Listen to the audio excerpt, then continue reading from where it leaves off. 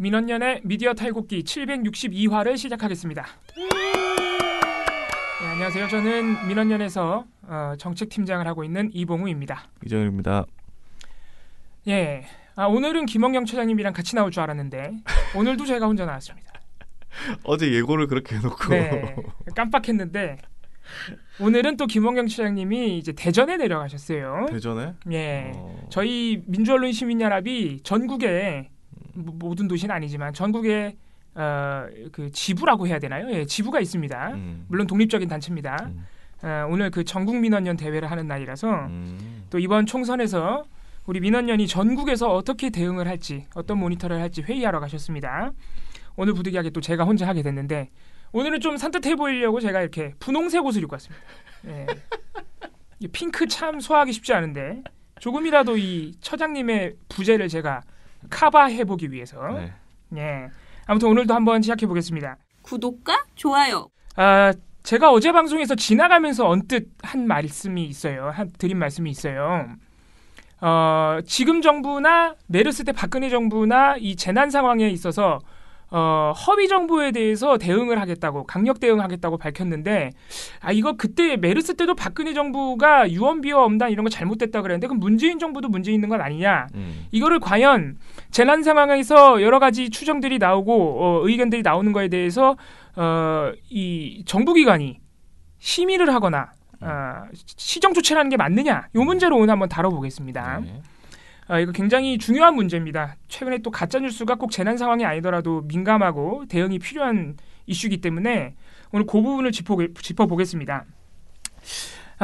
일단 여기서 우리가 전제를 해야 될 점은 2015년 메르스 사태 때와 지금 발생하고 있는 현재 진행 중인 코로나 바이러스 사태는 기본적으로 정부 대응이나 질병의 확산 현황이 많이 다르다는 겁니다. 요거는 동의하지 않는 세력이 일부 있는 것 같습니다만은 전반적으로 평가가 끝난 부분입니다. 메르스 사태 때는 우리나라가 세계 2위 규모로 자랑했었고요. 지금은 그래도 여러 가지 우리가 사스 그리고 메르스 등의 경험을 거치면서 방역 시스템이 잘 갖춰져 있다. 아직은 진행 중이지만 아직까지는 큰 문제가 없다는 평가가 중론입니다. 근데 메르스가 저희가 5년 전에 그때 감염이 몇 명이 됐겠습니까? 그때 총 다 해서 사태가 다 마무리된 다음에 이제 나왔던 숫자가 어떻게 되냐면은 국내 확진자 총 186명에 38명 사망이었습니다. 그렇죠. 이게 딱 세계 2위 규모고 이게 중동에서 발생한 전염병인데 그렇죠.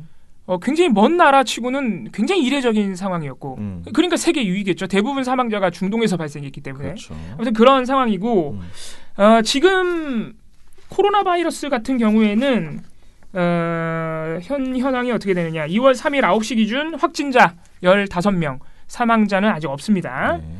뭐 이런 차이가 있습니다. 뭐 어쨌든 간에 이거는 우리 기본적인 정보로 가지고 가는 거고 사실 이런 재난 상황에서 뭐 꼭 재난 상황이 아니더라도 허위 정보에 대한 정부 차원의 대응이나 이 방송통신심의위원회 같은 공공기관에 어쨌든 대통령이 이 위원장을 임명하고 이런 기관의 시정 조치가 적절하느냐는 이거는 언제나 논쟁의 대상이고 토론의 대상입니다.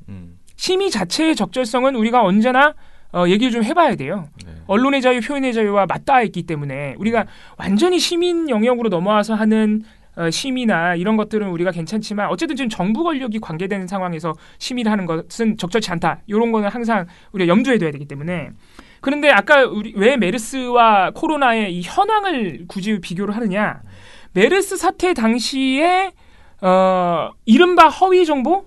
허위 정보도 아닌데 아무튼 정부가 엄단을 선언했던 그런 이 많은 시민들에게서 나오는 추정들 이런 것들과 지금 현재 벌어지는 코로나 바이러스 사태에서 나오고 있는 그래서 정부가 대응하겠다고 하는 그런 이른바 가짜 뉴스가 어떤 차이가 있는지 내용상 어떤 차이가 있는지 그리고 누가 그런 가짜 뉴스를 만들고 있는지 그리고 그 가짜 뉴스라는 것이 나오게 된 배경이 무엇인지 맥락이 무엇인지 우리가 천천히 살펴볼 필요는 있다는 거예요.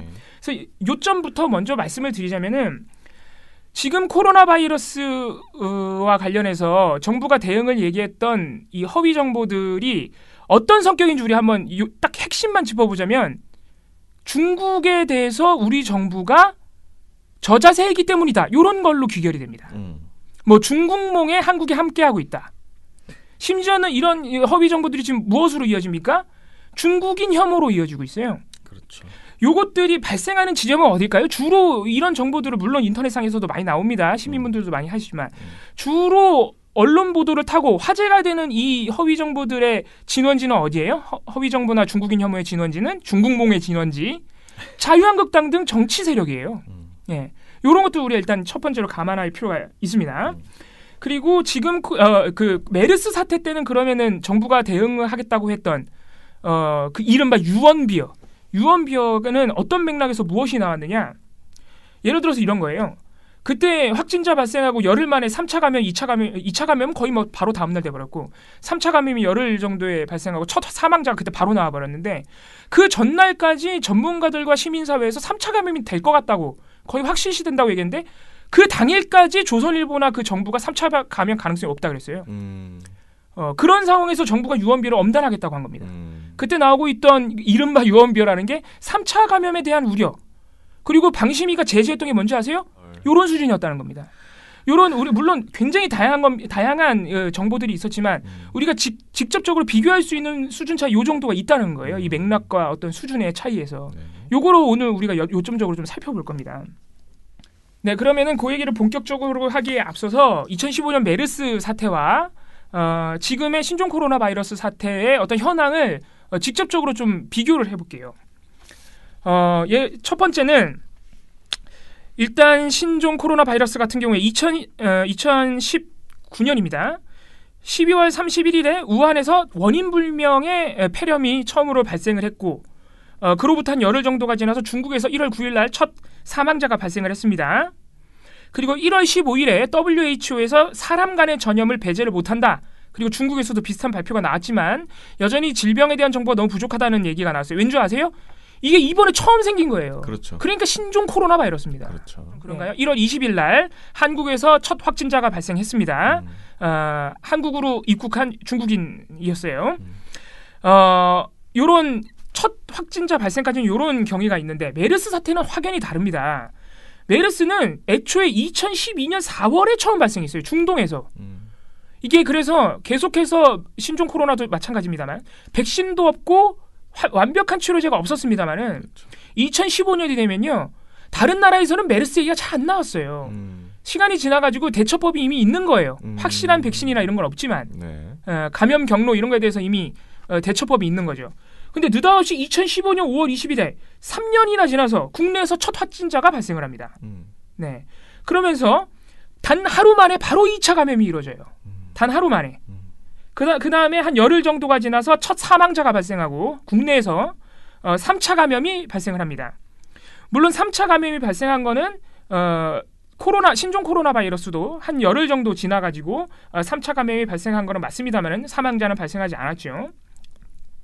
2차 감염 역시 메르스 사태 때는 하루 만에 첫 확진자 발생 하루 만에 2차 감염이 됐는데 신종 코로나 바이러스는 열흘 정도 지나서 그러니까 2차 감염이랑 3차 감염이랑 그 날짜 차이가 거의 안 나요. 그러니까 갑자기 이렇게 확 이렇게 전이가 된 거죠. 2차로에서 3차로. 이런 차이가 있습니다.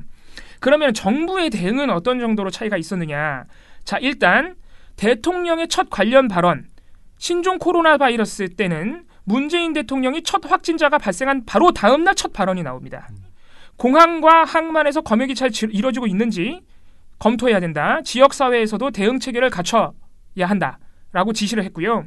그리고 한 6일 정도가 지난 일주일 정도가 지난 수석 보좌관 회의에서 다시 한번 코로나 관련 대책회의를 열면서 총력 대응 및 우한 방문자에 대한 전수조사를 지시합니다. 일주일 만에 이런 조치가 이루어진 것이죠. 자, 그런데 메르스 사태 때는 박근혜 대통령의 첫 발언이 확진자 발생 한 열흘 지나서 심지어는 첫 사망자가 나왔던 6월 1일, 5월 20일 날 첫 확진자가 나왔거든요. 6월 1일이 되어서야 박근혜 대통령의 첫 발언이 나옵니다. 그것도 메르스 관련 대응 회의가 아니에요. 그냥 수석보좌관 회의 통상적인 회의에서 다른 얘기들을 중점적으로 하다가 지나가면서 한 얘기입니다. 그리고 첫 확진자 발생 13일 만인 6월 3일에야 메르스 대응 민간 합동 긴급 회의를 열었습니다. 이게 처음으로 주재한 회의입니다. 아까 말씀드렸다시피 문재인 대통령 같은 경우에 일주일 만에 첫 코로나 대응 회의를 열었고요. 그리고 대통령 주재 감염증 대응 종합 긴급 점검 회의는 1월 30일 한 열흘 만에 열었습니다. 여기서 뭐 그런 말이 나옵니다. 좀 과하다 싶을 정도로 대응해라 뭐 이런 얘기가 나오는 것이죠. 그리고 지금은 뭐 이제 총리가 책임자다 이런 얘기도 하고 있고요. 그리고 1월 30일 이후에 청와대 국정상황실장이 주재하는 1일 점검 회의를 지금도 매일 열고 있습니다. 근데 박근혜 정부 때는 어떠했느냐? 이 메르스 관련 TF를요 무려 6개나 만들었어요. 각 부처별로. 무려 6개나 만들었는데 놀랍게도 이때 국무총리가 없었어요. 국무총리가 없었고 국무총리 대행이었던 최경환 경제부총리가 한 메르스 첫 확진자 발생 열흘 후에 유언비어 엄단을 얘기하더니 프랑스로 떠났어요. 이런 상황이었다는 거죠. 똑같이 열흘 정도가 지난 시점에서 우리가 쭉 상황을 보자 이거예요. 엄청나게 다르다는 거죠. 상황 자체가. 질병의 이 그 전파 속도나 사망자 발생 이런 것도 다르지만 정부의 대응도 이렇게 달랐다는 겁니다. 그리고 문재인 정부에서 발생하지 않은 여러 가지 문제점이 있는데 이거 정말 아마 기억나시는 분들 많을 겁니다. 한 메르스 첫 확진자 발생하고 한 보름 정도가 지났다고 해야겠죠. 6월 4일 날 박원순 서울시장이 참다 못해서 삼성 서울병원 A 의사가 감염이 됐는데 이 A 의사가 증상을 가진 채로 무려 1,500명 이상이 참석한 어떤 회의에 참석했다고 기자회견을 엽니다. 그러면서 더 이상 정부는 못 믿겠으니 서울시가 독자적으로 이 환자들의 A 의사를 포함한 환자들의 동선을 공개하고 독자적으로 방역 대책에 나서겠다고 발표를 해요. 왠 줄 아세요? 보름이나 지났는데 정부에서 어디서 감염자가 나왔는지 동선이 어떤지 그런 거를 발표를 안 해요. 정보를 공개를 안 한다고요. 근데 지금 문재인 정부는 확진자 발생할 때마다 계속 동선 공개했죠. 완전 이것도 다른 겁니다. 그래서 정부가 심지어 서울시장하고 싸웠어요. 메르스 때는. 집권 여당인 새누리당이 박원순이 대통령 선거 나가려고 이런다. 이런 얘기까지 나왔습니다. 그런데 여론이 너무 안 좋아지니까 거의 첫 확진자 발생하고 거의 20일 정도가 지난 6월 7일이 돼서야 감염 병원 발생지 및 동선을 공개하기 시작해요. 20일이 지나서야. 이런 것도 확연히 다른 겁니다. 그래가지고 삼성 서울병원 국내에서 진짜 네로라 하는 이 삼성 서울병원에서만 70명 이상의 확진자가 발생합니다. 의사 포함해서. 네. 이런 상황이에요. 심지어는 그래서 삼성 서울병원이 우리 병원이 뚫린 게 아니라 정부가 뚫린 거다. 이렇게 대놓고 정부를 비판해요. 이런 상황이 발생했었다는 거죠. 그래서 메르스 사태 때는 국내 최고 병원이라는 삼성 서울병원이 메르스 2차 유행의 진원지가 됐습니다.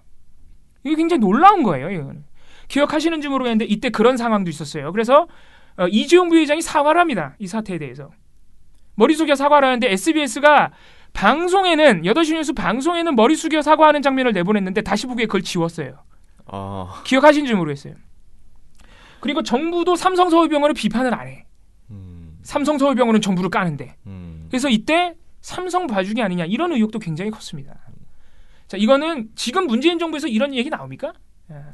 이런 문제가 전혀 나오지 않죠. 일단 확진자가 15명밖에 안 되기 때문에 이런 얘기가 나올 수도 없지만 이거 문재인 정부와 비교가 제가 문재인 정부가 지금 방역을 잘하고 있다는 얘기가 아닙니다. 메르스 사태 때와는 비교를 할 수가 없다는 거예요. 그래서 우리가 이런 상황을 굳이 봐야 되는 이유가 이거는 방심위의 심의의 적절성과는 별개입니다. 자, 이럴 때 국민들의 불안이 더 커질 수밖에 없다는 거예요. 메르스 사태 때는. 그렇죠. 네. 그러면은 지금 방심위가 처음으로 신종 코로나 바이러스 사태에 있어서 처음으로 인터넷상 정보에 처음으로 시정 조치를 내렸어요. 지금 어떤 내용이냐면요. 경주에서 처음으로 우한 폐렴 확진자 2명이 있다고 한다는 SNS 게시글입니다. 우한 가서 박쥐 먹고 와서 신종 코로나 바이러스에 걸렸다는 사람이 경주에 있습니다. 이거예요. 근데 질병관리본부가 곧바로 허위 정보라는 걸 확인해서 방송통신심의위원회가 시정 조치를 내렸습니다. 삭제한 겁니다. 그러니까 좀 요거예요. 근데 그럼 메르스 사태 때는 어떤 거를 시정 조치했느냐? 자, 아까 말씀드렸지만 무한도전 경징계지만 징계받았습니다. 지금 그런 거 있습니까? 없습니다. 그리고 메르스 때 또 시정 조치가 내려졌던 거 이런 겁니다. 백신이 없고 치료법도 없고 접촉만으로 감염이 된다고 하네요 라는 인터넷상 게시글입니다. 이게 허위 정보예요? 이거 허위 정보 아니었어요. 추정이지만 실제로 이때 당시에 확실한 백신이나 치료법이 없었습니다. 그렇죠. 예. 그리고 뭐 이런 것도 있었습니다. 해외에서 한국의 긴급 재난 상황 1호라고 실시간 뉴스가 뜨네요. 이거는 사실과 다릅니다.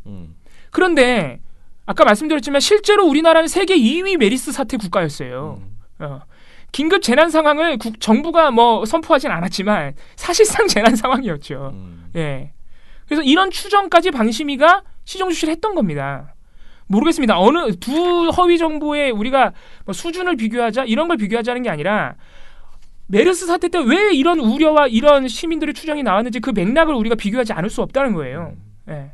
그런데 지금 경주에서 신종 코로나 바이러스 2명이 나왔대요. 이거는 우리 맥락이 완전히 다르다는 거죠. 완전히 다르죠. 지금 그런 뉴스가 나올 수가 없는 상황인데 정부가 공개하고 있는데 투명하게.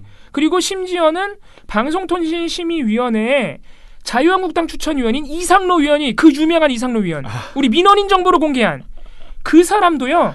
지금 정부가 공개를 다 하고 있는데 이런 정보는 부적절하다고 했어요. 물론 그거를 부적절하다고 해서 삭제 조치를 내린 거에 적절성을 지금 따지자는 게 아닙니다. 그런 상황이고 메르스 사태 때는 그런 상황이 아니었다는 거죠. 공개를 안 했다고요. 그렇죠. 20일이나 지난 상황까지. 심지어는 백신 없고 치료법 없대요. 이건 허위 정보라고 보기도 어려운 건데 시정 조치를 했다. 물론 메르스 사태 때도 허위 정보들이 말도 안 되는 것들이 있었습니다. 방심위가 시정 조치한 것 중에 뭐 이런 것도 있어요. 노무현 추종자가 혼자 중동에 가서 일부러 병을 유행시켰다. 문재인이 계획한 사태다. 이런 거는 뭐 시정 조치가 내려졌고 이런 건 당연히 황당한 게 맞습니다만은 아까 말씀드린 백신이 없고 치료법이 없대요. 이런 거는 우리가 한번 좀 생각을 해봐야 된다. 그 맥락을. 이런 차이점을 말씀드리고 싶었다는 거예요. 그리고 핵심적으로는 아까 초입 부분에 말씀드렸는데 지금 이 정부가 대응하려고 하는 이런 허위 정보들에 그리고 정부나 지금 여당에서 얘기하는 것 중에 또 우려가 높아지는 것 중에 가장 큰 지점이 자꾸 정부가 중국몽에 따라간다는 그 정보입니다. 지금 우리가 말하는 허위 정보들의 대부분 아직 방심위가 시정 조치하지 않았습니다만 허위 정보들의 대부분이 결론이 그거예요. 지금 유튜브 찾아보세요. 중국의 저자세다. 네.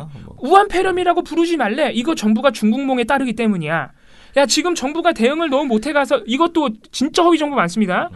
중국 사람들이 들어와서 무료로 치료받고 있어. 물론 그런 사례가 있는지 없는지 따져봐야 되겠지만은 뭐 때로 몰려와서 뭐 무료로 치료받고 가 이런 거 애초에 불가능한 얘기거든요. 우한에서 못 나오는데 사람들이 그런 거랑 그리고 야 마스크를 사재기가 해가지고 지금 마스크가 없어 이런 것들 다 결론이 뭔지 아세요? 우리 정부가 중국의 중국몽을 따라가기 때문이라는 거예요.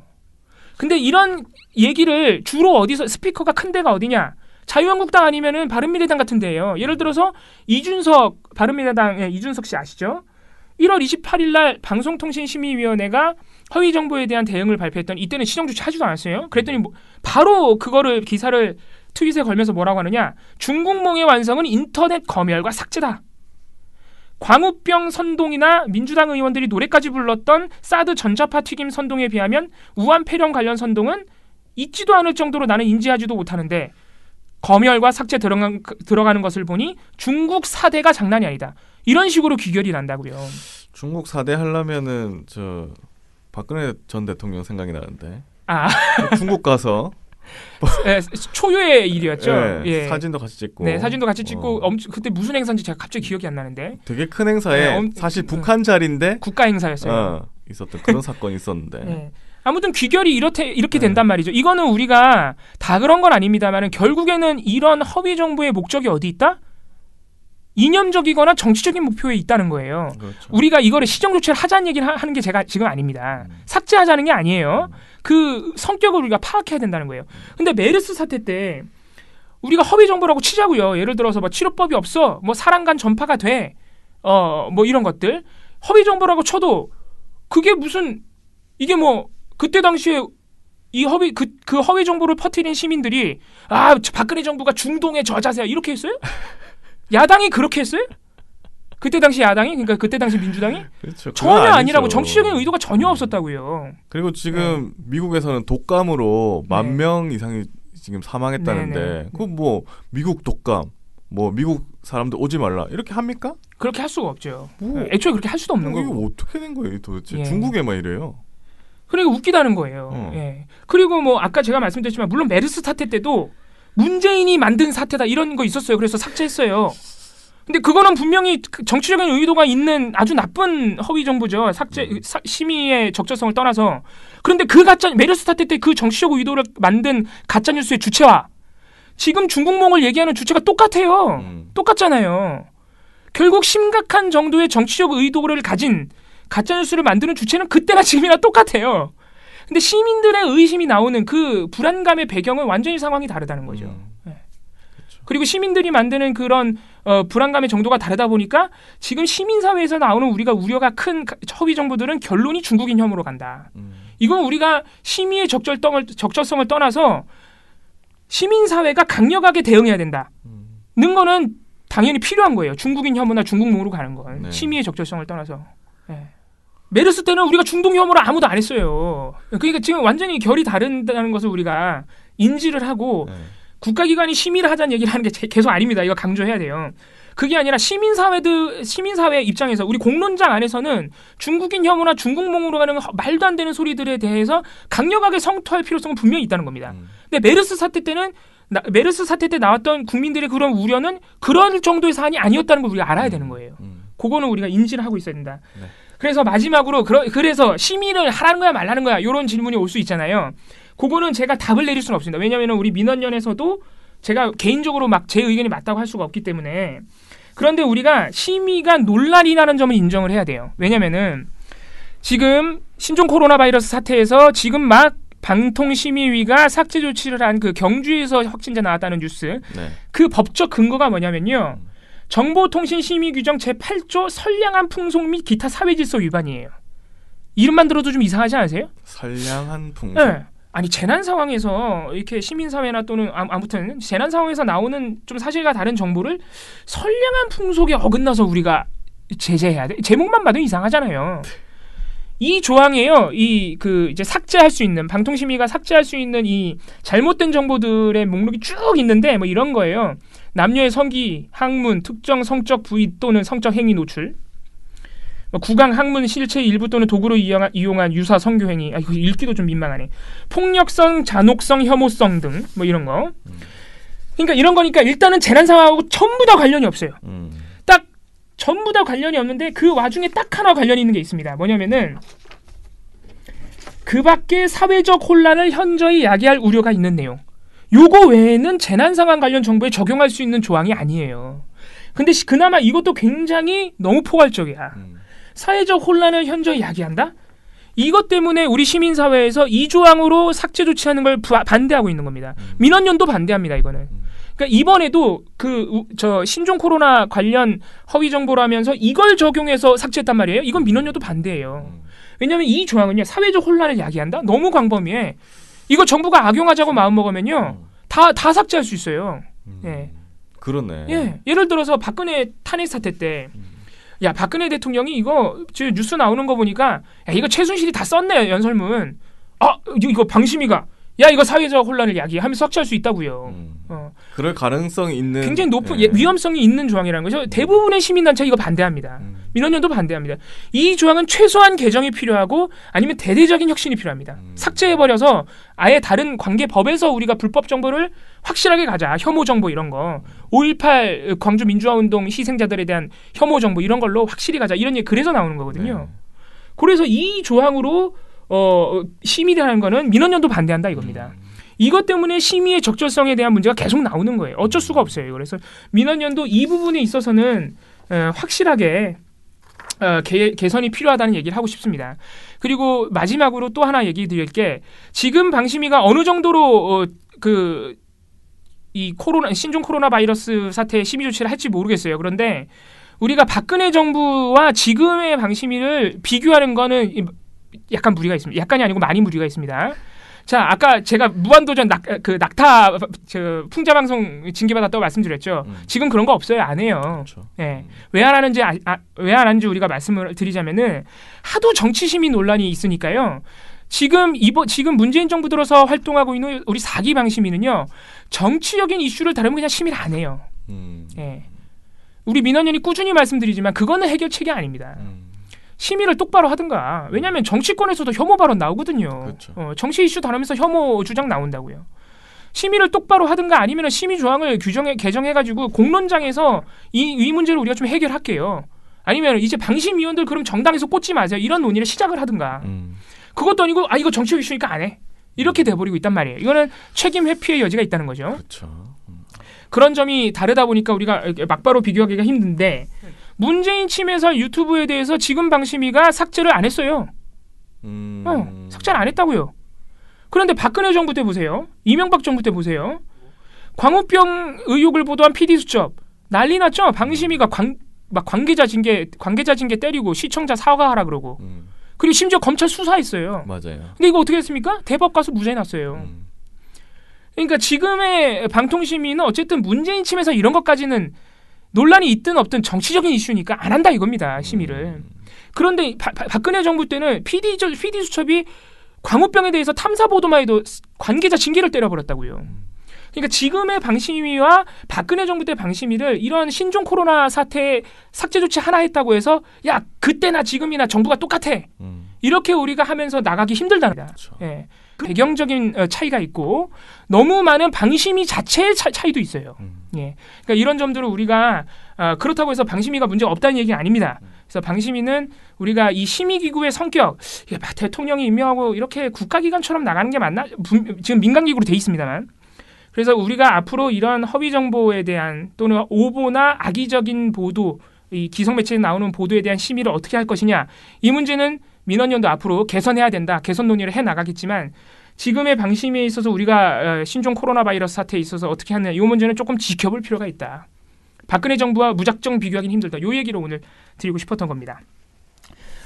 오늘 또 방송이 길어지고 너무 많은 얘기를 이 메르스 사태 얘기를 하다 보니까 너무 많은 얘기를 해드리다 보니까 정리가 잘 됐는지 모르겠는데 아무튼 그런 비교점이 있다는 게 오늘 도움이 되셨으면 좋겠습니다. 좋아요 꼭 눌러주세요. 네.